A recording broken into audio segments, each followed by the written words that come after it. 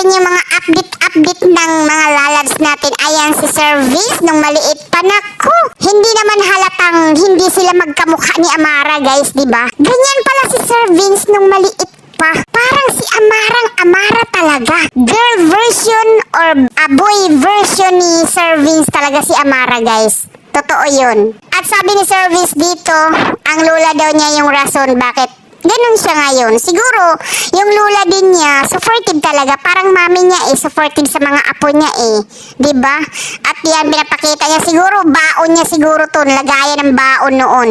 Diba? At ayan, namasyal siya dyan. Kumahanap ng pagkain. Ganun naman talaga si Sir Vince. Food is life. Ayan. Mahilig din sila sa mga ganitong, diba, street food, mga quick fishball, diba, mga ganun. Simpleng pamumuhay dito sa Pilipinas, ang tawirin ang gutom natin at kumain para mabusog at hindi magutom. O, di, sarap. Sarap ng kain mo naman, sir. Kunting subo lang naman, sir. Ayan, ano yan, Susi? Masarap, makadiabetes yan, sir. Suka na lang siguro. Ayan.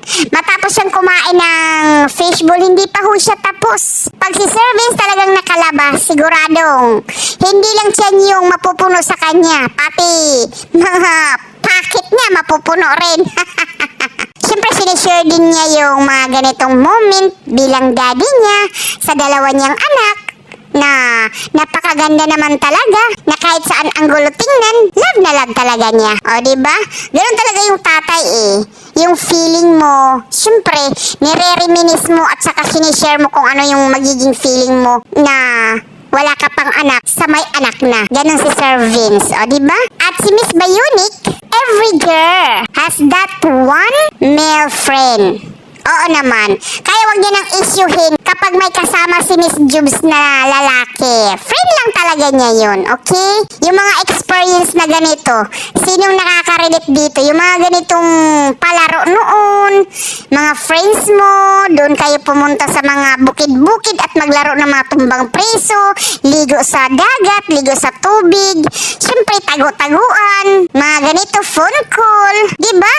Nakaka-relate talaga si Miss Jubes dito, kaya siguro napagdaanan din niya yung ganitong, diba, mga noong laro. Kasi ako napagdaanan ko lahat. At si Primo dito, ayan tinatawag ni Miss Jubes, bakit ang kanat-kanat mo daw, Primo? Sabi ni Primo, tagal-tagal mo, gutom na ako, kaya nagwalwalwal na ako, ganon.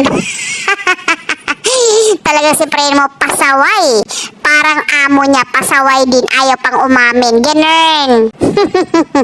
Nadamay pa si Primo. So yun lang po yung quick reaction natin sa mga lalabs natin. Bye, love you.